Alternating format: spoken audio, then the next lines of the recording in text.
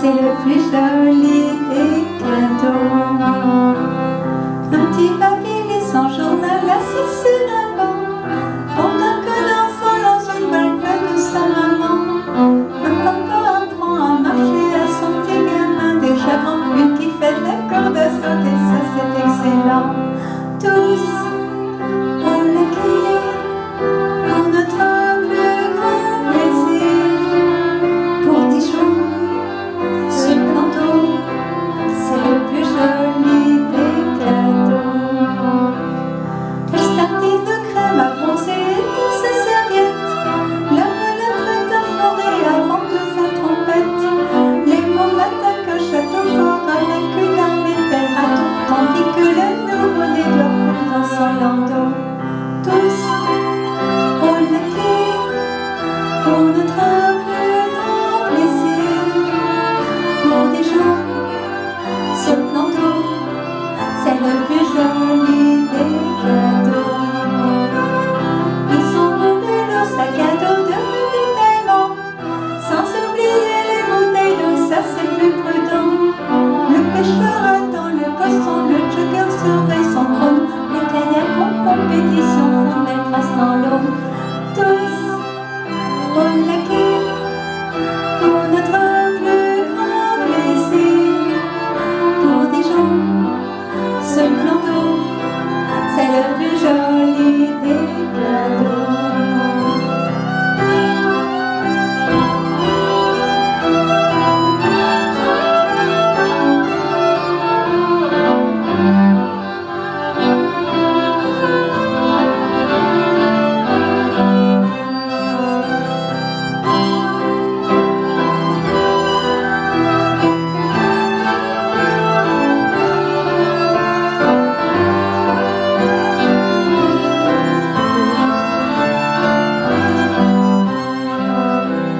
Tous au laquais pour notre plus grand plaisir.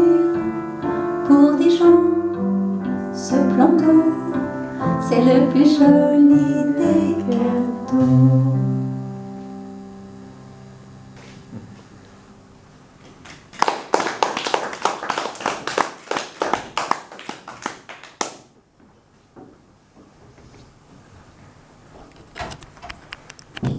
À ce lac, ce n'est pas comme le château.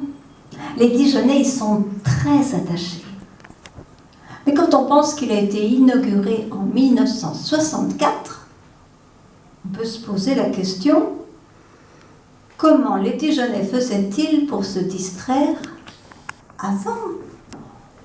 Mais je suppose qu'ils allaient se promener dans les parcs, et en particulier au jardin de l'Arquebuse, où il y a très très longtemps, ils pouvaient assister aux exploits des arquebusiers. Les arquebusiers capables d'atteindre, pour les plus habiles, une cible placée tout en haut du peuplier noir. Ah, le peuplier noir, encore toute une histoire. Laissez-moi vous la raconter. Le peuplier noir, les gens viennent de l'Europe entière pour l'admirer. La gare n'est pas loin, on va voir le Jacquemart, puis le peuplier noir, ou l'inverse, et on repart heureux. Le peuplier noir, c'est un arbre incroyablement imposant, étonnamment haut. Mais voilà, imaginez un peu. Nous sommes le 14 juillet 1917. Malgré la guerre, on a fait la fête. Et le soir venu, tous les Dijonnais sont rentrés chez eux. Mais voilà qu'au beau milieu de la nuit, ils sont réveillés en sursaut par un grand bruit, un fracas pas possible. Les volets claquent, des éclairs déchirent le ciel. L'ouragan est à son comble d'une violence inouïe. Puis plus rien. Silence. Vous avez peut-être deviné la suite. dans le jardin de l'arquebuse, le grand peuplier noir s'est effondré, abattu par la bourrasque.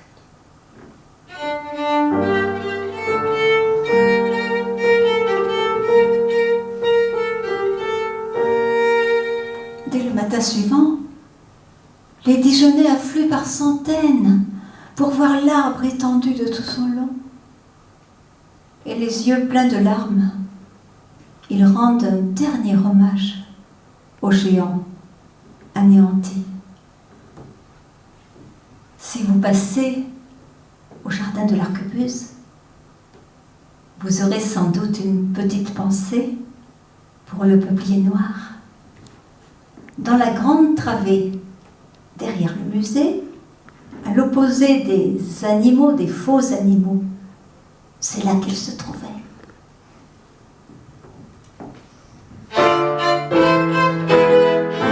Vous les arbres savez me parler dans le jardin de l'arquebuse, âgé de plusieurs centaines d'années.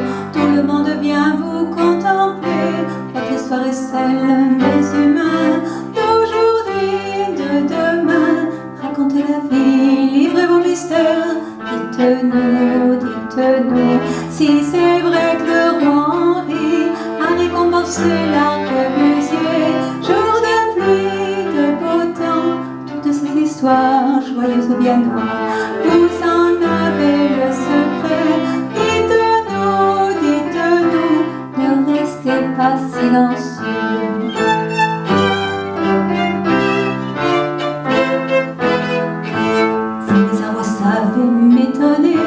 Dans le jardin de l'arquebusier, âgé de plusieurs centaines d'années, tout le monde vient vous contempler. Votre histoire est celle des humains d'aujourd'hui, de demain. Racontez la vie, livrez vos mystères. Dites-nous, dites-nous, si c'est vrai que le roi Henri a voulu tirer le paquebot. Jour de neige, de grand vent, toutes ces histoires joyeuses ou bien noires, vous en avez le secret. Dites-nous, dites-nous, ne restez pas silencieux.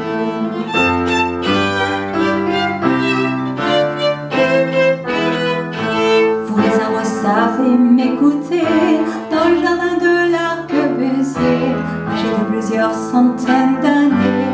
Tout le monde vient vous contempler. Votre histoire est celle des humains d'aujourd'hui, de demain. Racontez la vie, livrez vos mystères. Dites-nous, dites-nous, si le peuplier du roi, déraciné par un tourbillon, a fait pleurer tout Dijon. Toutes ces histoires joyeuses ou bien noires, vous en avez le secret. Dites-nous, dites-nous, ne restez pas silencieux.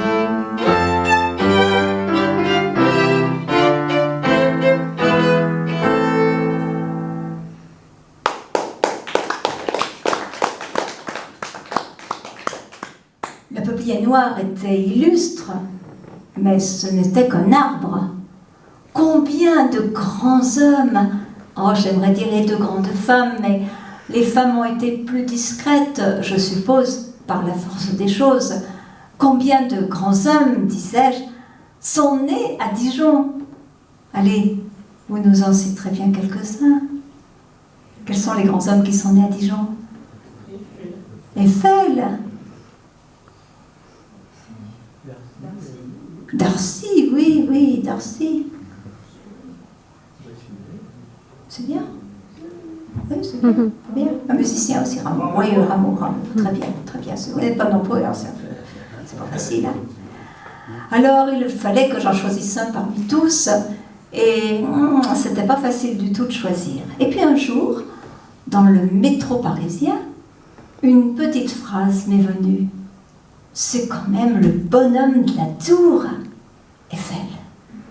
Je me suis dit que ça ferait un chouette refrain. J'ai voulu faire une chanson sur les grands noms de Dijon. Mais des grands noms, il y en a tant, il m'a fallu choisir.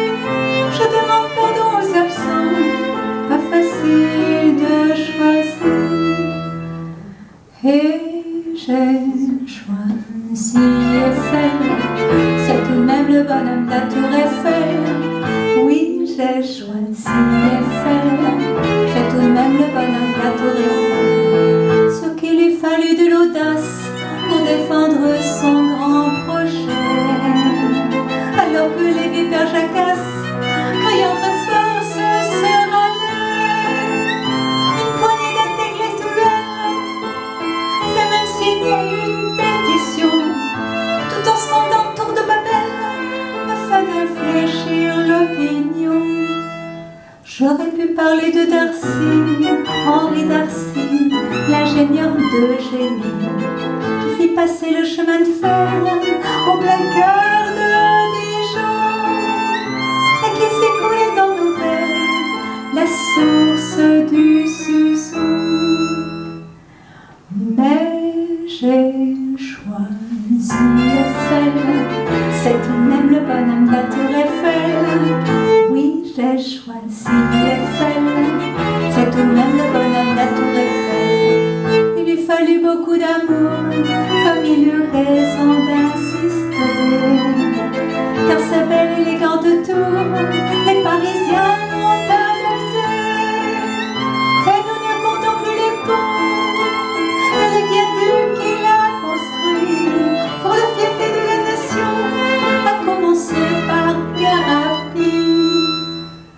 J'aurais pu parler de Rameau, le maestro, le très grand virtuose, dont les doigts filent sur les claviers de l'orgue ou des clavecins, pour nous jouer l'air apprécié du fameux tambourin.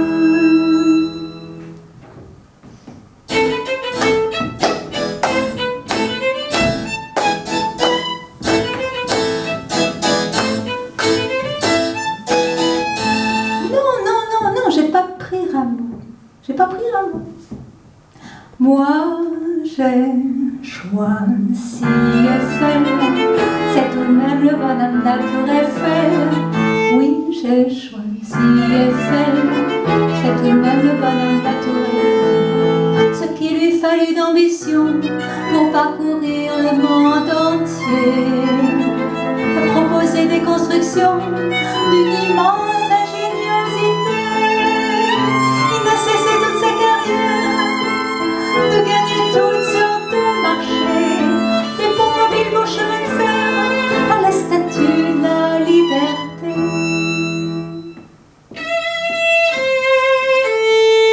Eiffel, Eiffel, Eiffel, tout le monde. Eiffel.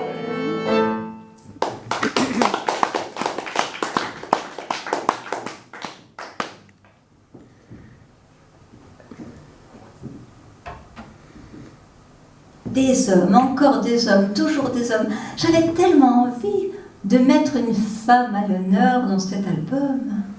Pourquoi tant d'hommes dans les manuels d'histoire, hein? Et puis, j'ai été touchée par la vie de Marie de Bourgogne. Oui, je sais, bien peu illustre, puisque la dernière duchesse de la lignée des ducs de Bourgogne, celle à qui le roi a repris le royaume, eh bien justement, son sort m'a profondément émue.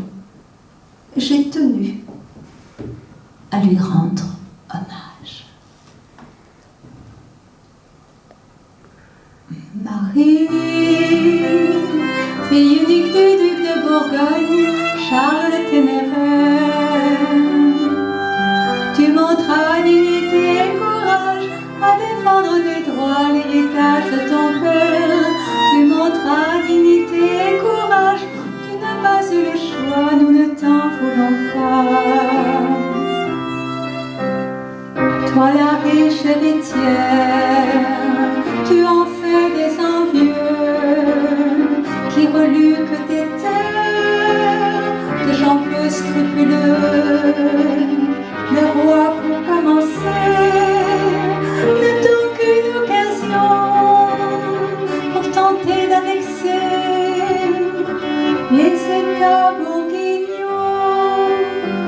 Marie, fille unique de Bourgogne, Charles le Téméraire. Tu montras dignité et courage à défendre tes droits, l'héritage de ton père. Tu montras dignité et courage, tu n'as pas eu le choix, nous ne t'en voulons pas.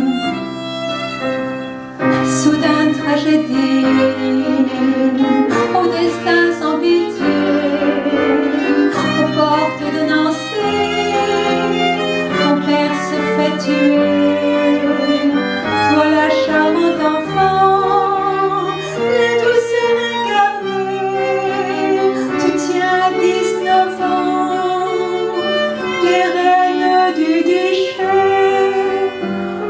Marie, fille unique du duc de Bourgogne, Charles le Téméraire. Tu montras dignité et courage à défendre tes droits, l'héritage de ton père. Tu montras dignité et courage, tu n'as pas eu le choix, nous ne t'en voulons pas. Tu n'as pas d'expérience, pas d'armée, plus d'alliés. Ce sont des circonstances vraiment désespérées.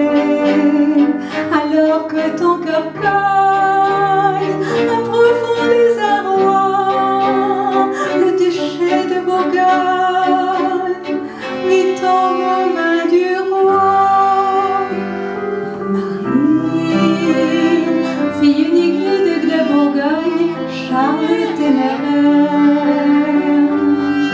Tu montras dignité et courage à défendre tes droits, l'héritage de ton père. Tu montras dignité et courage, tu n'as pas eu de chance, nous ne t'en voulons pas.